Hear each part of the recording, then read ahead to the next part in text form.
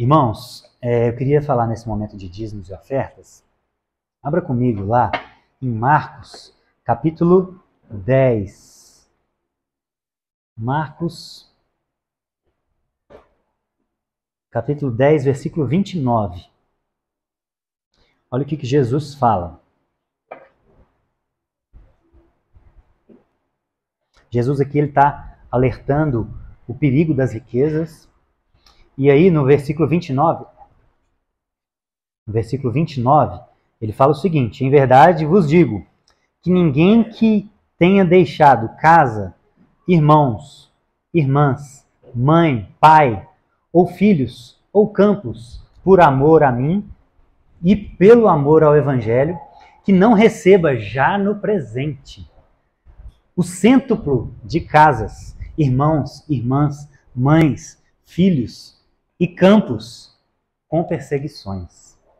E no mundo por vir, a vida eterna. Então, irmãos, aqui Jesus estava alertando o perigo das riquezas, e aí os discípulos falam para eles: olha, nós deixamos tudo por amor a ti.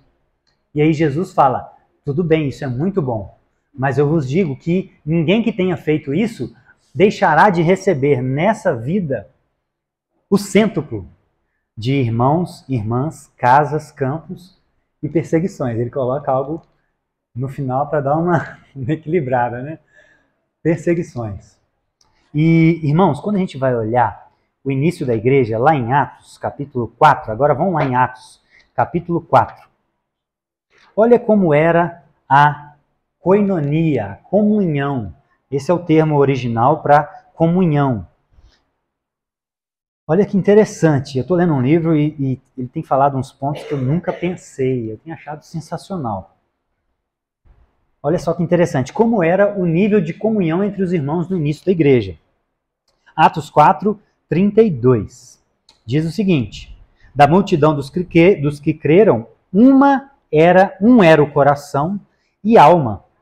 Ninguém considerava exclusivamente nenhuma das coisas que possuía. Tudo lhes era comum.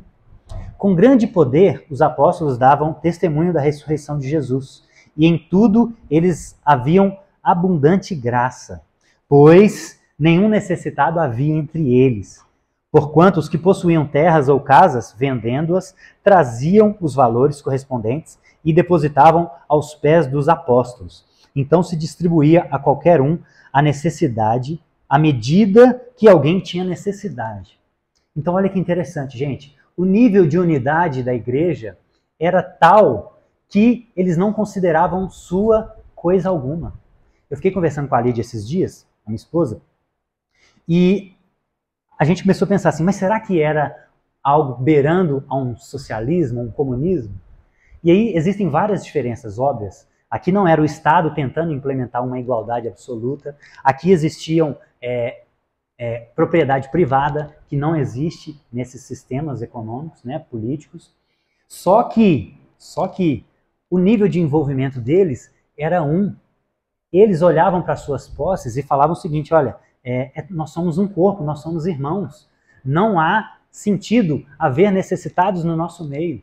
Então eles disponibilizavam voluntariamente, que é totalmente diferente de uma proposta política que quer colocar a força. Então eles disponibilizavam voluntariamente. Por quê? Porque um era a mente deles, um era o coração.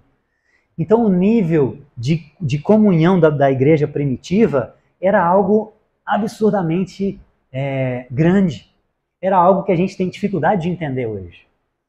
Porque nós já passamos por vários momentos históricos que vão distorcendo as coisas ao longo da história. Só que a gente tem que tentar resgatar o princípio. Não é replicar tudo igualmente, porque existem coisas que são variáveis, mas existe um princípio que é aplicável a todos os tempos. E qual era o princípio? Não havia necessitados. Então, nós temos que olhar para a igreja e tentar olhar para a igreja da seguinte maneira: olha, nós temos um pai, estamos juntos numa missão, e eles são os meus irmãos. Partindo desse ponto, qual é o nosso nível de necessidade? Como está a vida de fulano? Como está a vida de ciclano? Existem necessidades no nosso meio? É claro que aqui o contexto era de muito mais problemas, porque havia fome naquela região. Por isso que alguns chegavam ao extremo de vender bens e depositar tudo aos pés dos apóstolos. Não é o nosso caso ainda, graças a Deus. Só que nós podemos começar a olhar para a igreja de uma outra forma. Então, por exemplo, existem vários níveis de econômico que uma pessoa pode estar. Alguém pode estar em dívidas, com problemas financeiros. Alguém pode estar num nível de subsistência. Tudo aquilo que ele consegue, ele gasta mensalmente, né? Para pagar o aluguel, comer, se alimentar, enfim. Esse é um outro nível. Existe um nível de suprimento, onde a pessoa talvez já tenha uma casa própria, já consiga se alimentar com mais qualidade. Ele está suprido. Existe um nível de conforto, que é quando a gente consegue ultrapassar um pouco esse limite de ficar todo mês fazendo conta, e a gente consegue, inclusive, investir para multiplicar aquilo que Deus tem nos confiado. E esse é o ideal de vida. Esse eu acho que é o ideal de vida cristã. É a gente conseguir chegar num ponto de satisfação financeira que a gente consiga multiplicar aquilo que Deus tem nos dado, tem nos colocado às nossas mãos. Né? A parábola dos talentos. Aquele que escondeu o seu talento, Deus pegou o talento dele e deu para quem tinha multiplicado. Então, multiplicar é um dever nosso. Nós estamos aqui para multiplicar, inclusive, recursos. Né? E existe o outro nível, que é o nível da riqueza. Então, qual que é a nossa função como cristãos? É olhar para a nossa igreja e pensar o seguinte: em qual nível eu estou aqui hoje? E em qual nível o meu irmão possa estar? Esses cristãos, eles entenderam o seguinte: não faz sentido ganhar sozinho. Entendem? Não faz sentido eu ir pulando de nível e chegar a um ponto em que outros estão com muita necessidade. Não faz sentido a gente sair numa prova de uma maratona, né? A vida é uma maratona, não é uma prova de 100 metros. Não faz sentido todos nós estamos aqui correndo uma maratona e eu acelerar demais enquanto outros vão sendo deixados para trás e sofrendo na caminhada. Não faz sentido.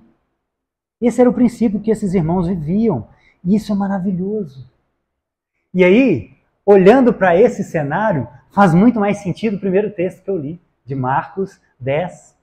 Por quê? Quando Jesus diz que quem tiver deixado tudo por amor a mim, receberá nessa vida 100 vezes mais, irmãos, irmãs, pais, mães, casas, campos e perseguições, é óbvio que Deus pode nos confiar para que a gente multiplique e administre isso para a sua glória, obviamente. E Deus quer fazer isso conosco. Só que o sentido original é o seguinte, gente: o nível de comunhão entre vocês deve ser tal que quando alguém entra para a igreja, ele recebe 100 vezes mais irmãos, ele recebe 100 vezes mais casas. Por quê? Porque se ele for despejado da casa dele, que ele não conseguiu pagar o aluguel, nós temos casa para ele. Estão entendendo? Se o pai e a mãe dele morrer num acidente, nós temos pessoas mais velhas que podem adotá-los como pais e mães. Esse é o nível de comunhão da igreja. Esse deve ser o nosso nível de comunhão. Então, se a gente perde um emprego, nós temos 100 vezes mais disponível. Por quê? Porque é uma comunidade, é uma unidade comum. Isso é comunidade. E eu achei sensacional, eu nunca tinha pensado por esse lado. Nós recebemos 100 vezes mais irmãos e irmãs. Nós temos mais pessoas para abrir a nossa vida, nós temos mais pessoas maduras para a gente contar as nossas dificuldades e ouvir conselhos sábios.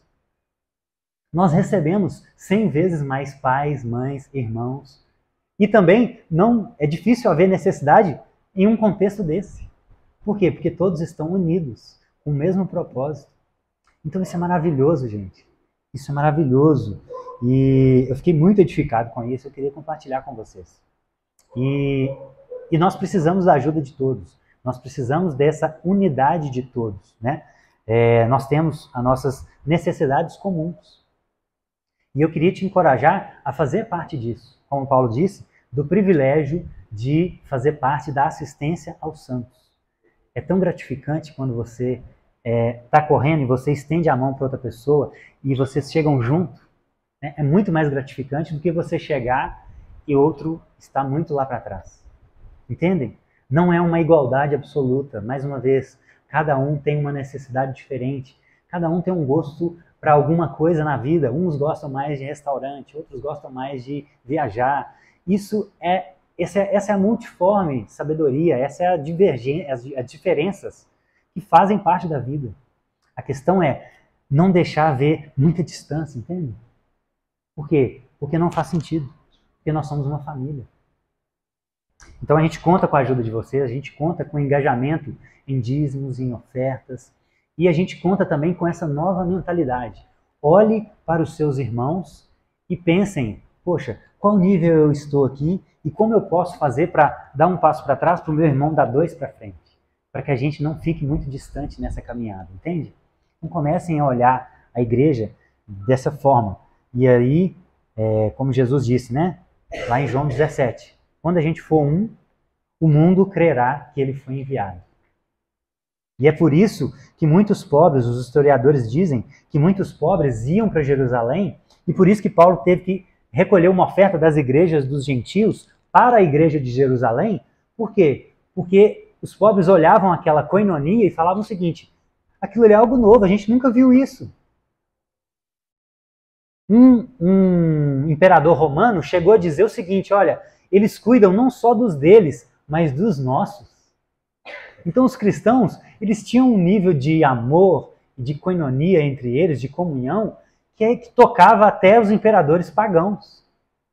E por isso começou a chegar pobre lá, e por isso que eles chegaram a ter dificuldade. Paulo teve que recolher das igrejas gentílicas para mandar para Jerusalém. Por quê? Porque se tornou uma atração, se tornou um polo de evangelismo.